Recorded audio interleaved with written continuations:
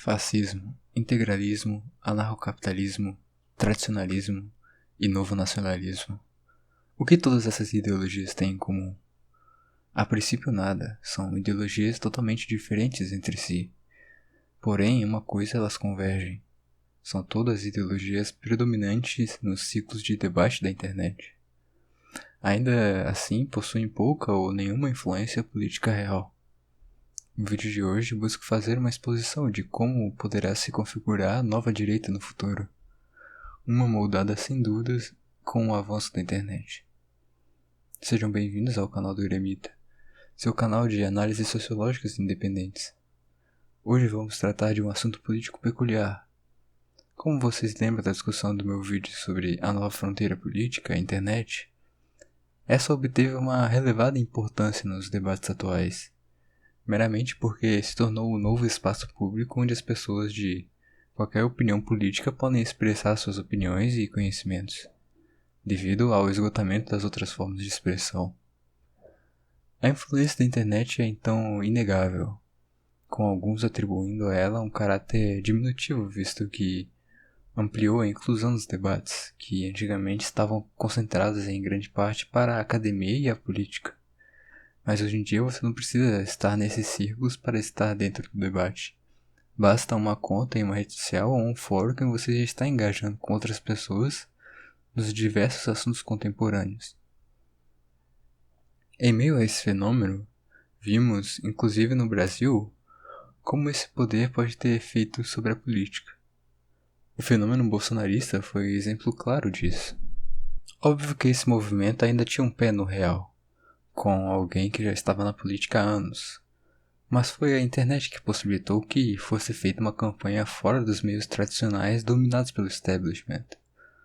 Obviamente isso pegou a antiga ordem de surpresa, tanto que foi um dos grandes motivos do Jair ter ganhado em 2018. A internet foi bem subestimada na época, nunca se imaginaria que um candidato conseguiria romper a dinastia social-democrata instalada no país. Ainda assim, eu diria que a aventura bolsonarista não passa de um prelúdio do que está por vir. Em grande parte, na verdade, foi apenas um ensaio. Pois enquanto o movimento político desse se fortaleceu pela internet, ele não surgiu na internet, mas foi apenas transportado para ela por falta de opções. Diferentemente das ideologias da direita contemporânea. Essas novas ideologias e as futuras que serão criadas são compartilhadas quase que exclusivamente por meio de círculos da internet, com quase nenhuma correspondência real em termos de organização política. Parte desse processo de formação da chamada direita da internet vai passar, é claro, por turbulências. Isso é inegável para a formação de qualquer ideologia. Por outro lado, vão haver cismas também, mas por outro lado também vão ocorrer uniões. Observe, por exemplo, que por mais que diferenciem suas visões e por mais contrastantes que pareçam ser, nada mais une um movimento do que um inimigo em comum. Acho que todos conseguem entender o quão nefasto e o quão detestáveis são as elites políticas atuais, e que todas essas ideologias acabam conseguindo encontrar posições comuns entre elas para conviverem a partir disso. Isso é o que eu estou chamando de direita ecumênica. A constatação de que os posicionamentos mais duros e diretos dessas ideologias vão ser abandonados com o tempo, e talvez deixados apenas para os grupos mais zelosos e puristas. Para o movimento geral da direita de internet, o que tende a acontecer é que seja extraído de cada uma dessas ideologias ferramentas que se mostram necessárias e convenientes para uma ação política efetiva e satisfatória. Basta ver como muitos se unem em torno de oposição ao feminismo, por exemplo. Essa é uma posição que em muitos casos atravessa ideologias, desde o conservador bolsonarista até o nacionalista desenvolvimentista, o fascista e até o ANCAP.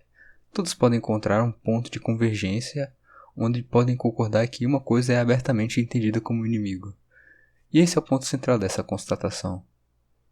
O avanço do debate, que ainda está bastante limitado em escopo, vai avançar muito ainda nos próximos anos, abordando temas que atualmente são impensáveis para o establishment moderno. Quem sabe qual será o próximo compromisso que a direita moderna conseguirá chegar em questões como racialismo, imigração, organização urbana, economia, etc. Tudo isso é um processo em andamento, portanto difícil de explicar exatamente a direção que pode ser tratada. Mas fato é que a possibilidade se criou a partir do momento em que a internet se tornou o novo antro da direita contemporânea, que, como sabemos, está cada vez mais esgotando sua capacidade de ação direta na política e nas outras esferas de debate público, tendo em vista a forte censura e os mecanismos de defesa do regime. Uma grande expressão que eu enxergo desse movimento é o monarca, por exemplo. Óbvio que ele é só um homem e tem suas limitações, mas vejam, por exemplo, como ele mudou de comportamento nos últimos anos. Quem acompanhou sabe que inicialmente ele era alguém quase que um ANCAP puro de que grande parte dos problemas da humanidade eram culpa do Estado e de certa forma ele não estava errado. Acontece que ele só não estava vendo que o Estado não tem vontade própria, mas sim responde aos desejos de quem o controla. E o monarca descobriria isso em breve, ao descobrir quem controla, quando ele foi questionar as narrativas do regime, e ele seria sumariamente punido por ousar se impor à grande nova ordem mundial. Seria feito de exemplo para todos aqueles que aspiravam por uma liberdade do establishment moderno, para assim que ele servisse de exemplo para os outros que tentassem o mesmo, para mostrar o que seria feito com os dissidentes. Hoje o monarca atua sem dúvidas no submundo da discussão moderna, sendo banido da superfície das outras esferas. Mas pelo menos ele obteve a elucidação sobre as forças maiores que estão em jogo na política moderna. E com isso abandonou sua visão restrita, pois não era suficiente para explicar todas as variáveis no momento em que estava inserido.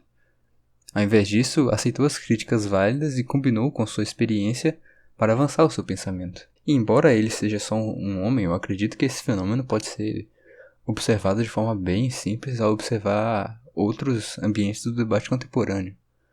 Vejam, por exemplo, a machosfera. Ela é fruto, talvez inicialmente, de homens que estavam se sentindo injustiçados pela diferença no tratamento judicial entre ele e as mulheres.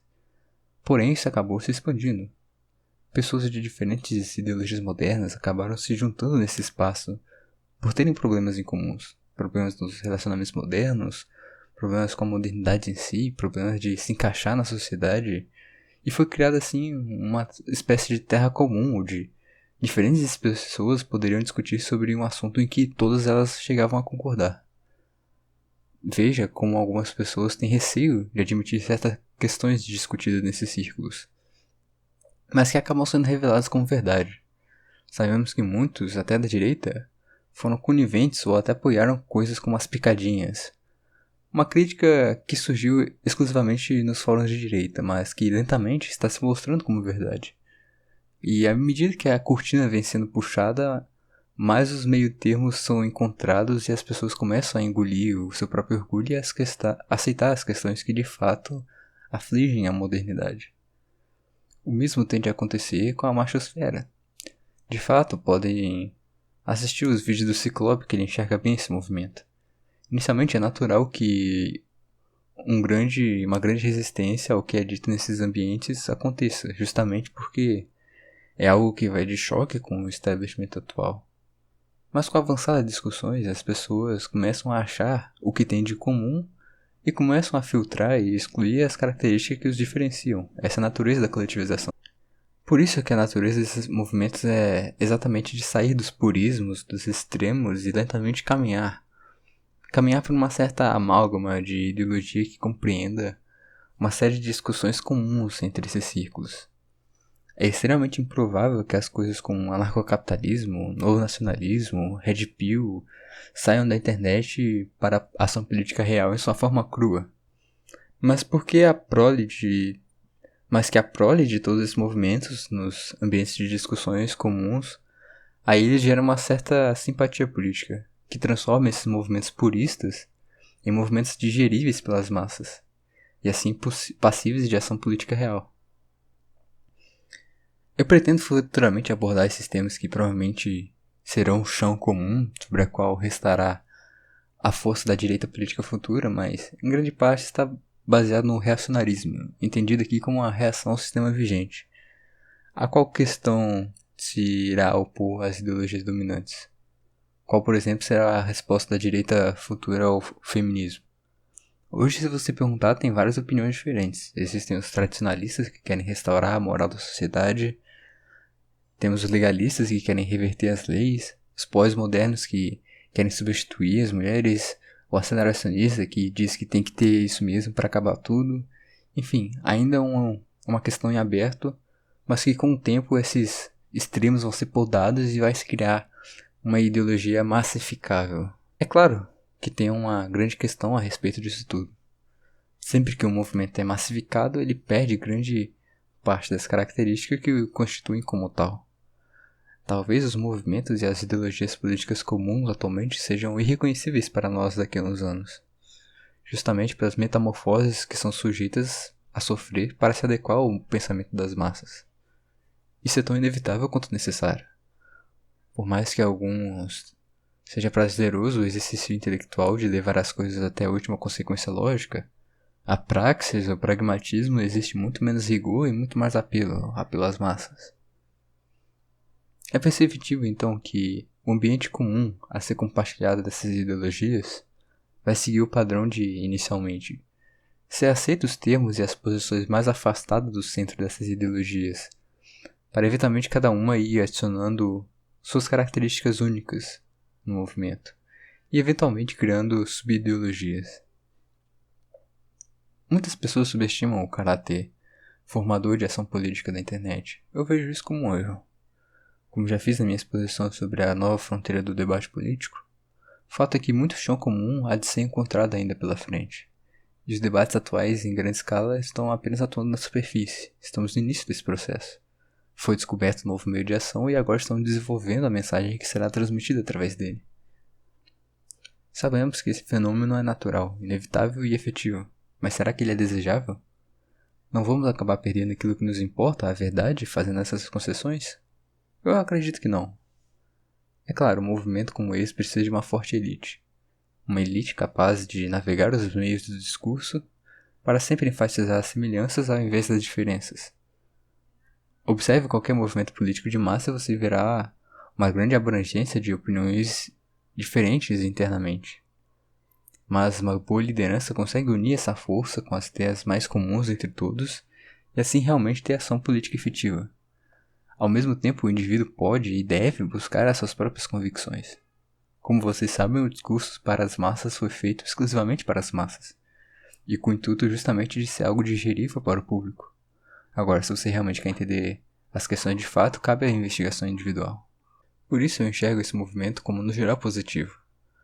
Mais do que quebrar o espírito das convicções e ideologias até agora postas, o que se busca de fato é na verdade abrir o olho, principalmente da direita política, para a necessidade de uma ação política real. Algo que só pode ser realizado de fato com a sintetização de um aparato baseado em pensamentos comuns de diferentes ideologias. A forma como isso será realizado é através da internet. Caso vocês queiram observar isso acontecendo ou até mesmo fazer parte do processo, basta observar os fenômenos de conciliação de diferentes ideologias em torno de combater o inimigo em comum. Cenas que eu acredito que serão cada vez mais comuns nos ambientes de debate que estamos presentes. Como vocês sabem, esse canal é de certa forma uma representação disso. Vejam, por exemplo, como trata de inúmeros assuntos, muitas vezes de natureza diferente, mas sempre convergindo para uma mesma mensagem. Isso é claro porque eu, em um nível pessoal, entendi a necessidade de encontrar algo em comum com as esferas do debate contemporâneo. Isto porque muito do que é dito é verdade e que não necessariamente se encaixa em uma só caixa ideológica. Mas a verdade de fato não veste nenhuma camisa, a verdade é simplesmente algo que existe. E não é simplesmente juntar as coisas, mas fazer a descrição necessária para entendê-las de fato. Fica então a reflexão que esse é o único caminho para a direita moderna, acredito eu. Mas pelo menos é um caminho efetivo, claro. Como eu disse, esse caminho passa necessariamente pela construção de uma elite, capaz de construir o diálogo e construir a base intelectual desse ecumenismo. Não pode haver união através da sabedoria das massas, que como sabemos é algo que não existe, mas apenas através de uma elite intelectual e política que podemos construir meios de ação política e, caso isso se suceda no futuro, meios de ação em sua forma que aqui foram expostos. Com isso, pessoal, chegamos ao final de mais um vídeo. E agradeço a audiência de sempre aí. Se puderem, deixem seus comentários para que eu possa acrescentar nas discussões futuras. E também sempre estou aberto a sugestões de temas para abordar aqui. Bom, por hoje é isso e até o próximo vídeo.